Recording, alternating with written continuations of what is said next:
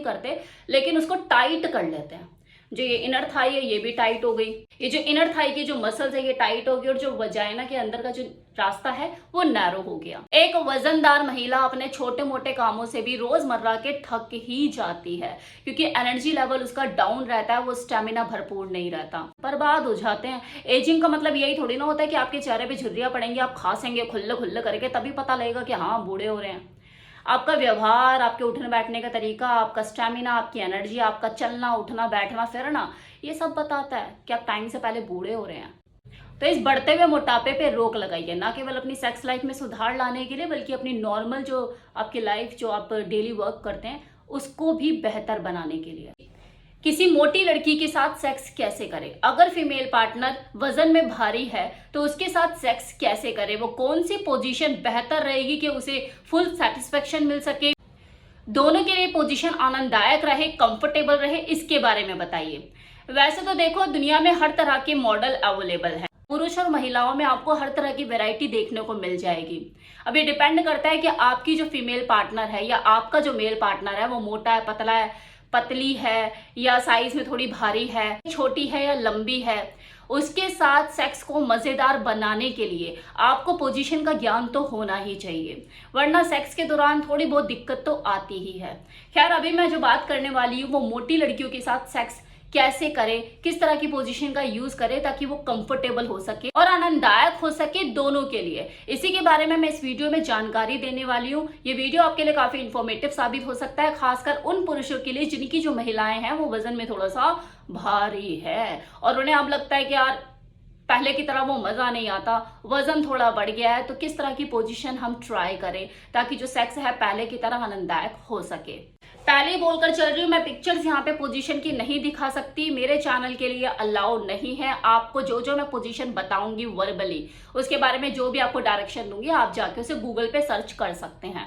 ये मेरे साथ थोड़ी दिक्कत रहती है, आप समझने की कोशिश कीजिए। नाउ फर्स्ट पोजीशन जो मोटी लड़कियों के साथ की जा सकती है वो है बटरफ्लाई पोजीशन। मिशनरी पोजीशन में बहुत सारे वर्जन होते हैं, जिसमें से एक ये एडवांस वर्जन है। इसमें आपको बेड पर मिशनरी पोजीशन की तरह ही पीठ के बल लेट जाना होता है, लेकिन पैरों को फैलाकर नहीं, पैरों को घुटनों की तरफ ऐसे मोड़ के खोल लेना होता है। तो ये बन गई ना बटरफ्लाई पोजीशन, पैरों में पूरा स्पेस आ गया।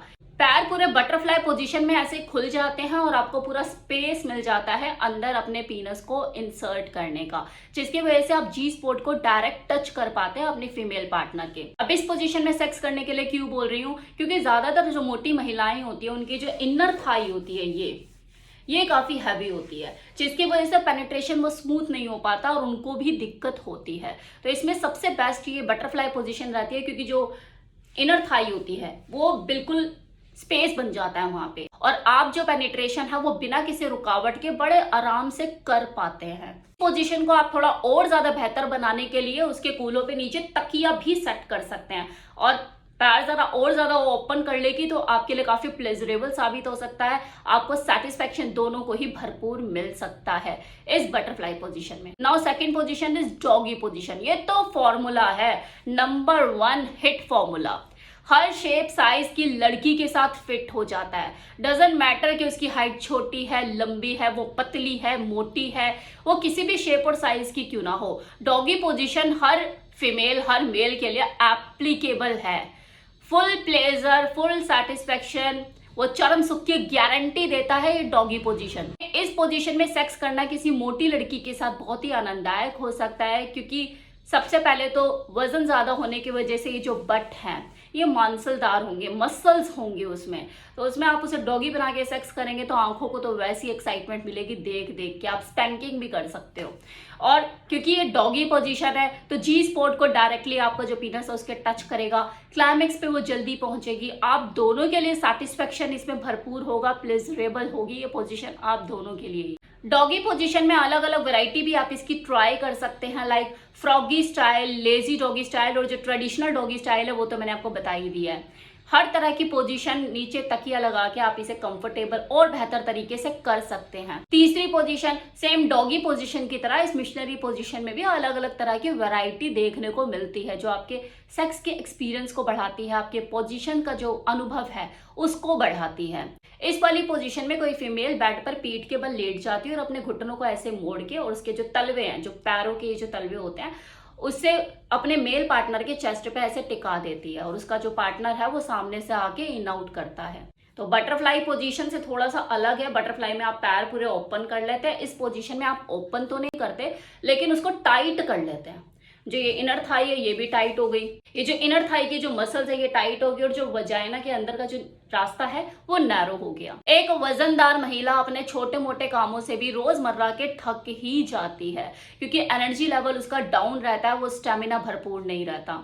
ऐसे में अगर किसी फीमेल को कुछ ज्यादा ही थकावट हो रही है किसी दिन और आपका मन है सेक्स करने का, लेकिन वो थकना नहीं चाहती और ज्यादा अपनी बॉडी को आराम देना चाहते और आप भी उसे थकाना नहीं चाहते, तो इस सिचुएशन में सबसे बेस्ट पोजीशन आपके लिए जो हो सकती है वो है स्पून पोजीशन, जिसमें आपको कुछ नहीं करना होता, बस आराम से वो लेटी हुई आपको भी पीछे से आकर लेट जाना होता है और चम्मच की तरह चिपक जाना होता है और पीछे से आप इन आउट का मजा उठाते हैं। उसको भी मजा आता है, वो पीछे से बिना थकावट के आराम से लेती रहती है और जो मेल पार्टनर होता है उसको भी एक संतुष्टि होती है कि चलो हाँ मैं इसको ज्यादा तकलीफ नहीं दे रहा और मेरा भी काम हो रहा है। तो ये सबसे आरामदायक पोजीशन होती है। इस पोजीशन को एंजॉय करने के लिए लड़की का मोटा होना ही जरूरी नहीं है, आप किसी भी शेप और साइज के क्यों ना हो, लेकिन आप रिलैक्स मोड में जाना चाहते हो, आप अपनी तरफ से कुछ एफर्ट नहीं चाहते करना, तो उस वक्त आप इस पोजीशन को एंजॉय कर सकते हो। देखिए जरूरत से ज्यादा वजन का होना, फिर वो चाहे मेल हो या फीमेल, आपकी बेडरूम एक्टिविटीज को खराब तो करता ही है। आपका स्टेमिना डाउन हो जाता है, आपका एनर्जी लेवल डाउन हो जाता है,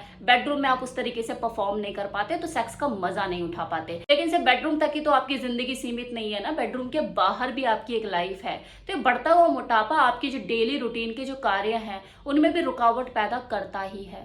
तो इस वजन को बैलेंस करना बहुत जरूरी है। आप बढ़ते हुए मोटापे पे रोक लगा के खुद को कई तरह की बीमारियों से बचा सकते हो। अगर किसी बीमारी की वजह से आपका वजन बढ़ रहा है, आपकी कुछ दवाइयां चल रही है जिसका साइड इफेक्ट आपको मोटापे के रूप में देखना पड़ रहा है, या प्रेगनेंसी के बाद आपका वजन बढ़ रहा है, तो एक बात अलग है, जो कि एक टेम्परेरी सिचुएशन होती है, कुछ टाइम के बाद आप इसे कंट्रोल कर सकते हैं। लेकिन वो लोग जो कि अपने बिगड़ते हुए खान पीन, अपने बिगड़ते हुए लाइफस्टाइल की वजह से, एक्सरसाइज नाम की चीज ही नहीं है उनकी जिंदगी में, जी टाइम ही नहीं है इसके लिए, ऐसे लोगों की जो मानसिकता है, जो इस तरह के ट्रैक को फॉलो करते हैं, फिर इनके वजह से जो उनको मोटापा चढ़ता है, ये ना केवल उनकी सेक्स लाइफ को बल्कि उनकी नॉर्मल लाइफ को भी खराब करना शुरू कर देता है, बर्बाद हो जाते हैं। एजिंग का मतलब यही थोड़ी ना होता है कि आपके चेहरे पे झुर्रियां पड़ेंगी, आप खांसेंगे खुल्ले खुल्ले करके, तभी पता लगेगा कि हाँ बूढ़े हो रहे हैं। आपका व्यवहार, आपके उठने बैठने का तरीका, आपका स्टैमिना, आपकी एनर्जी, आपका चलना उठना बैठना फिरना, ये सब बताता है कि आप टाइम से पहले बूढ़े हो रहे हैं। तो इस बढ़ते हुए मोटापे पे रोक लगाइए, ना केवल अपनी सेक्स लाइफ में सुधार लाने के लिए बल्कि अपनी नॉर्मल जो आपकी लाइफ, जो आप डेली वर्क करते हैं, उसको भी बेहतर बनाने के लिए।